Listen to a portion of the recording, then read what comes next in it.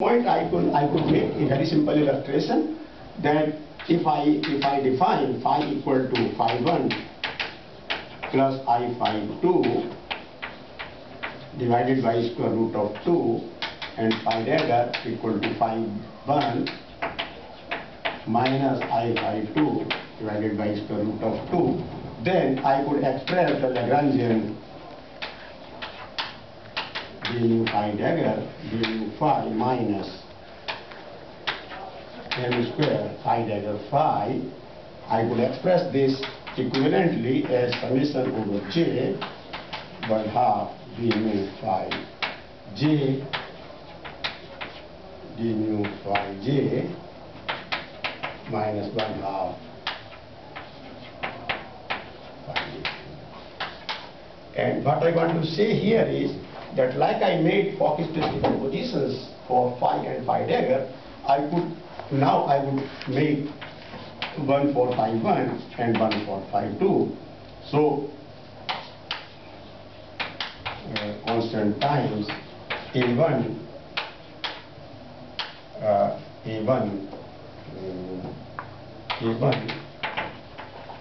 plus A1 dagger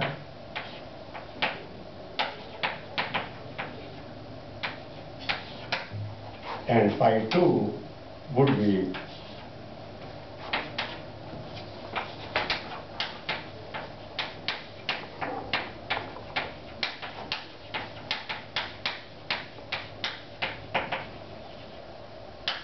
and in fact you could establish a connection between the A here we had a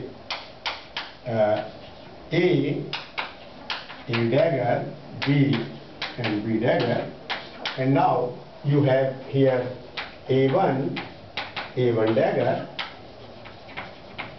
and A2 dagger, and you can just simply read out the connection of this A with this and this A dagger with this, B with this and B dagger with this. You can establish a connection. So what I personally learned, I suppose I can erase this all. Okay. I am just mentioning some of these things. My aim is to make the subject, the topic of our main topic of our consideration, the superstring theory and the string theory, as simple as possible. So, for example, for bosonic string theory, you describe by a Polyakov action, and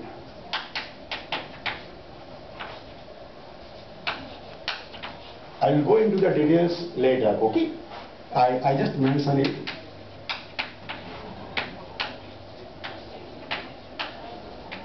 And in the conformal gauge,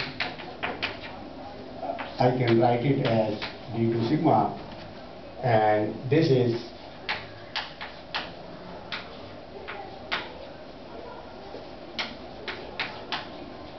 so this is the conformally gauge fixed Polyakov action, and from here the equation of motion that follows is x mu equals to 0, D'Alembert of x mu equals to 0.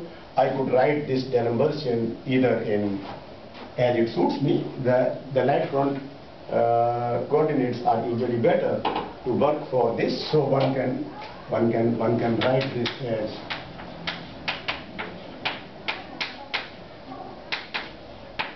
equals to 0, and this is so I have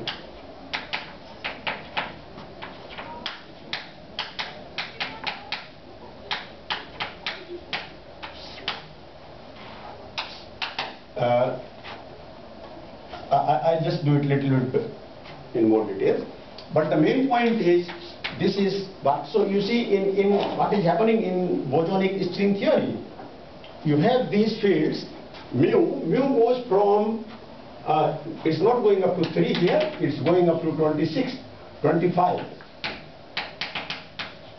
25. So bosonic string theory is 26 dimensional, and so this mu has value 0, 1, 2 up to 25, or plus, minus, and then 2, 3 up to 25. Okay? So what is this? And there is no term corresponding to the mass of x mu. So what is actually there? That this x mu is a massless scalar field on the world sheet, but it's a vector field on the target space or in the space-time manifold. So, but because this x mu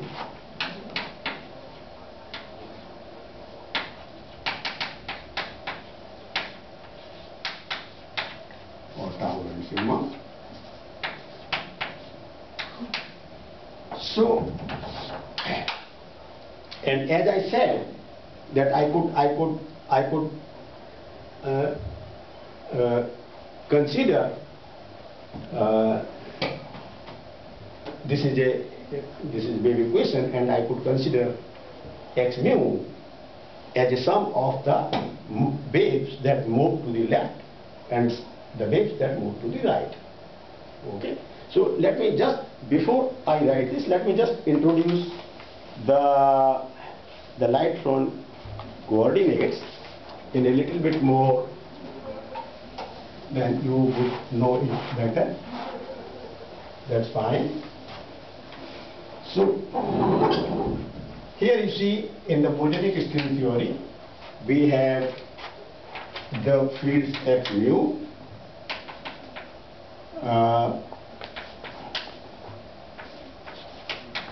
tau and sigma.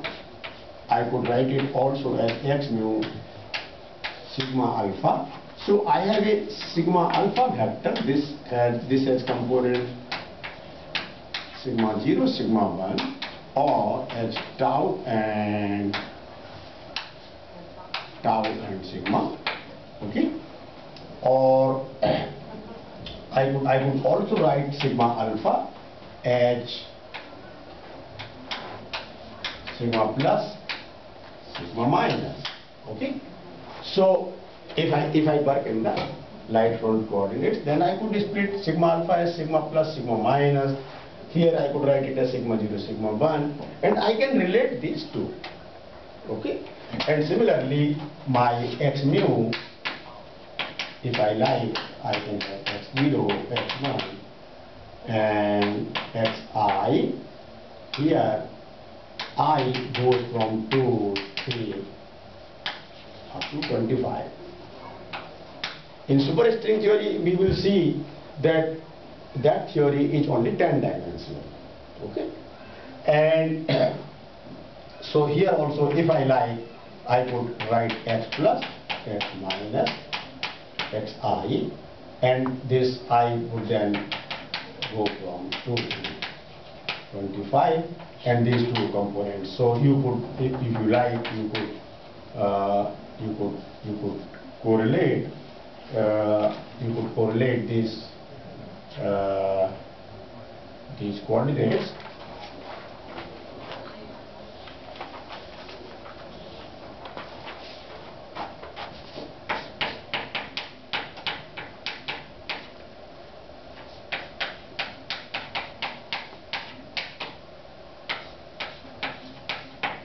Square root of 2, and similarly here I could introduce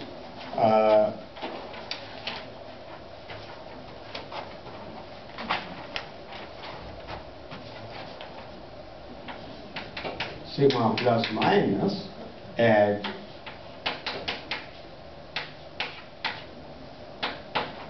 this factor of square root 2 is a matter of choice. I can take it, I can leave it. Okay, but accordingly, then the whatever metric tensor you have here, you have to construct the corresponding metric tensor there.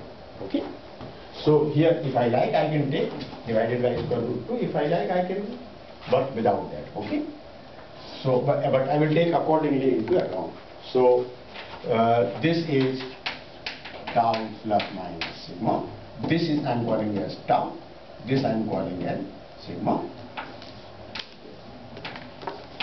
And so you can solve it for tau is sigma 0 is 1/2 sigma plus sigma minus, and sigma is sigma 1 is 1/2 sigma plus minus sigma minus. Okay, and of course the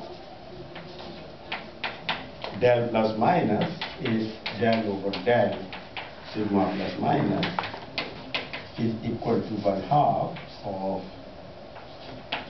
del tau plus minus del sigma. Okay, so at the moment let me not go beyond that, except that this your D'Alembert would be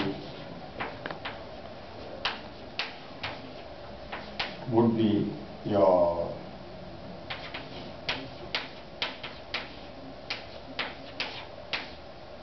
this is in the instant form, and this would be minus 4 del plus minus in the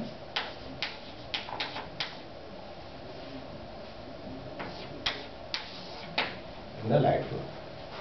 So accordingly you can write it using here, then del plus del minus x equal to 0, and if you are writing there, then you can write minus del tau square del sigma square.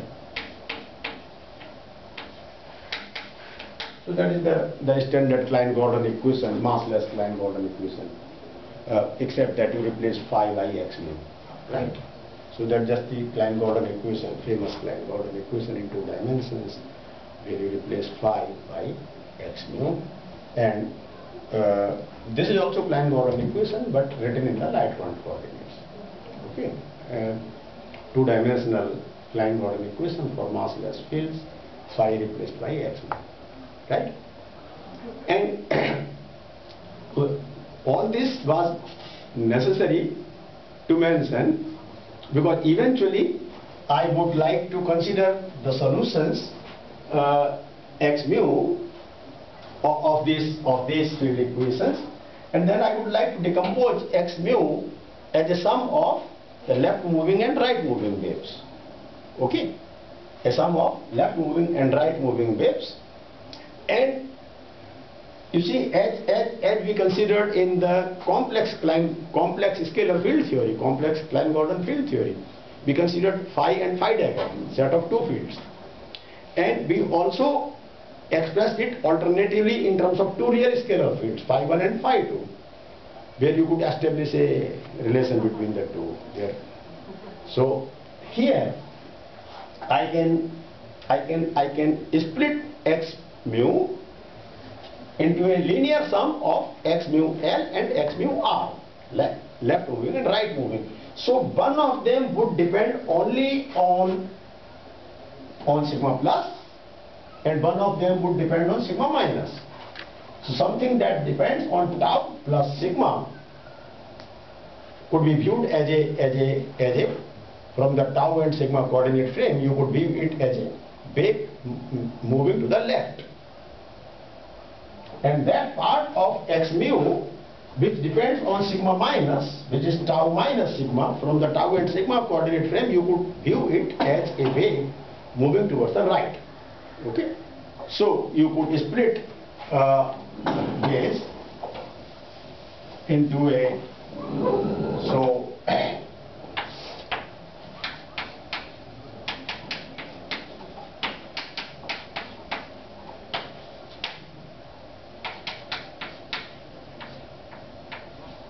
this only sigma plus, so this class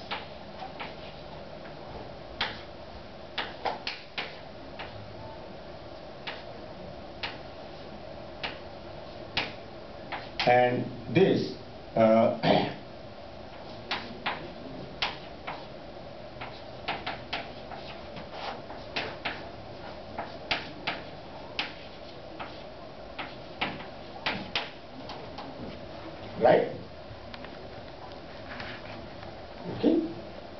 Now here, at this point, I like to mention to you that we have already introduced the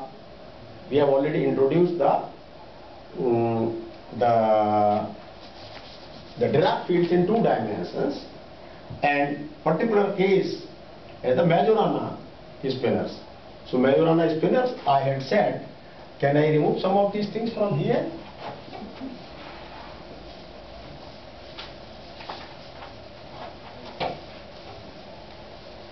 You see, what we do in superstring theory, this is the action S, which is S polyatope action. This is, let us say, the bosonic part, which is given here, okay, and we add a fermionic part as F to it, which would be minus T by 2 d2 sigma times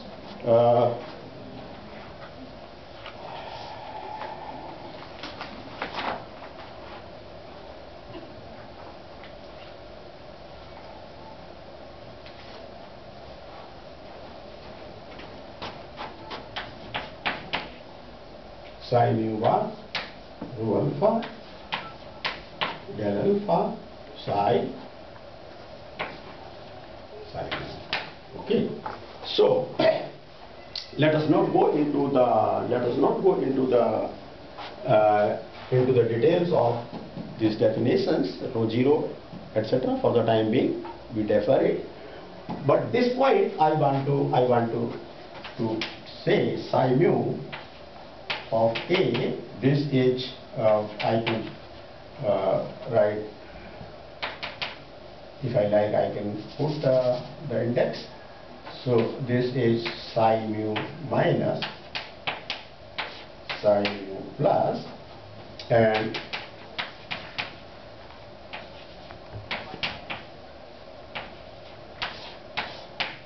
so one of them, you see, in general, psi mu would depend on sigma alpha, like my field x mu, and this would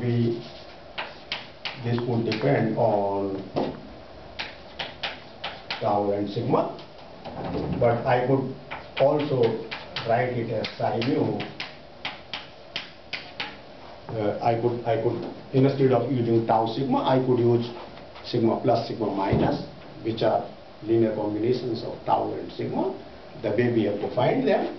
And then, so you can have this. This would be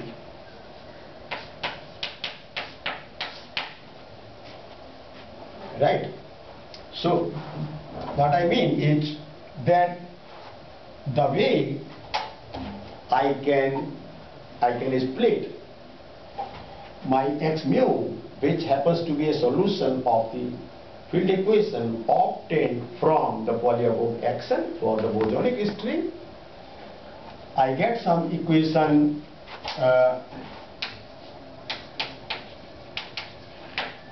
if I would use this part.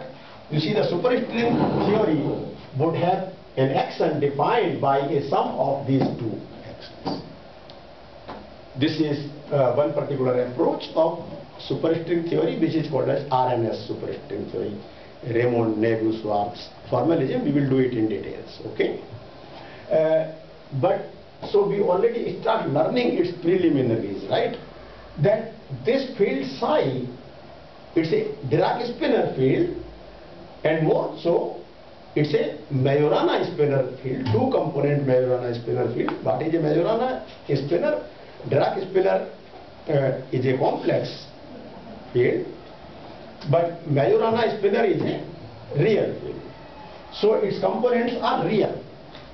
Their dagger would be equal to the same, star would be equal to the same, and so on. So they are real scalar fields. Okay, they are real Majorana spinner. That is why. So their components are real. That is one thing. There are 2-dimensional fields on the world sheet.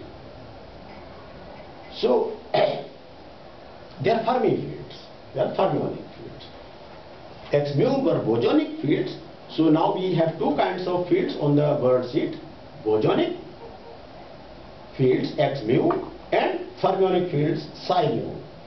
And in a superstring theory, earlier mu was going up to 25, 26 dimensional. Here automatically when we compute the mass spectrum of these theories, the dimensions of the superstring theory would turn out to be only 10, d equal to 10. So 0, 1 up to 9.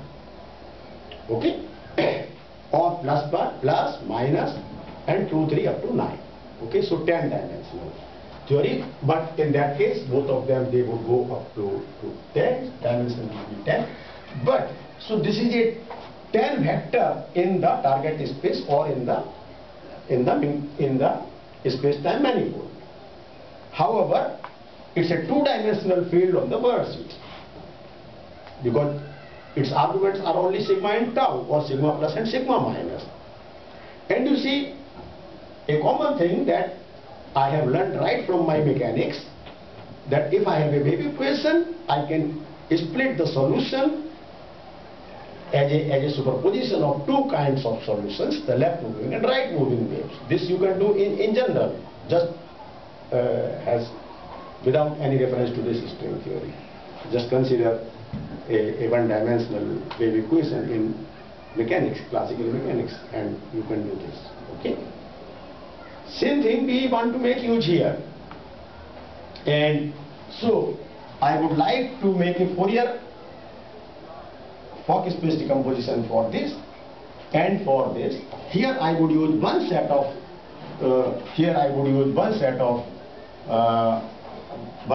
annihilation and relation operator, which are now usually they are called modes. So if I have alpha mu k and alpha mu is dagger for one, for the other one I would have beta mu k and beta mu dagger. Very often these things they get related, like when you demand the reality of the field alpha mu k dagger is alpha mu of minus k, and so on. Similarly, these alphas and betas could be related.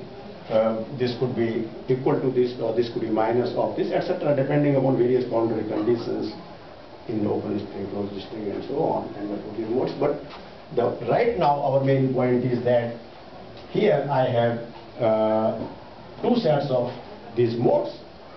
I would denote them by alpha and beta, alpha mu. So because they are mu, so two sets, but in a way multiplied by 10.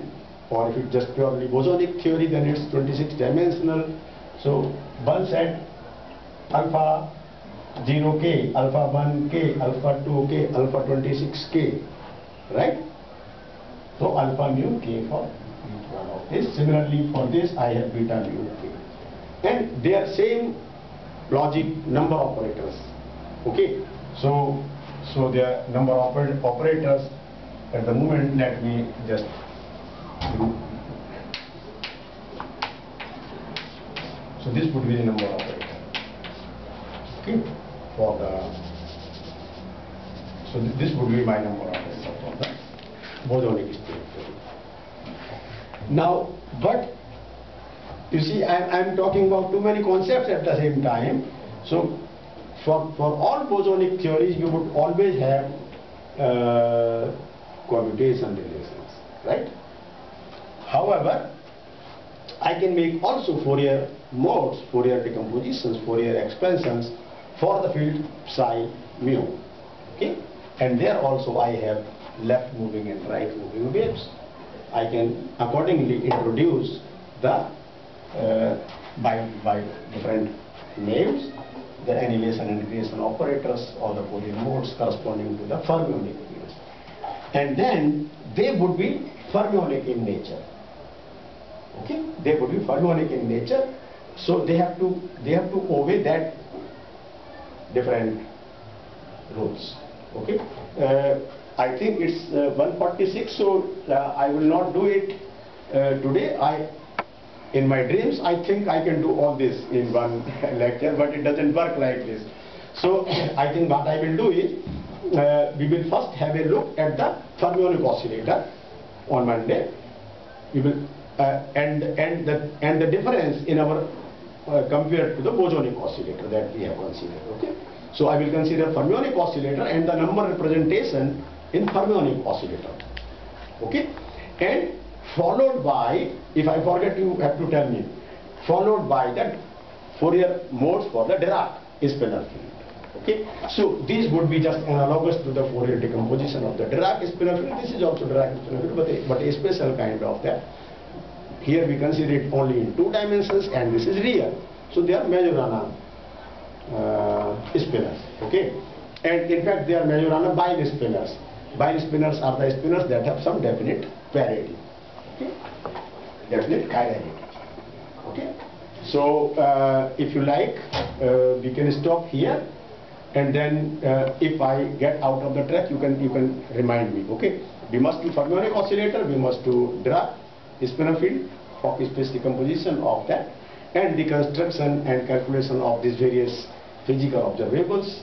In everywhere, the charge operator, the field energy, the field momentum.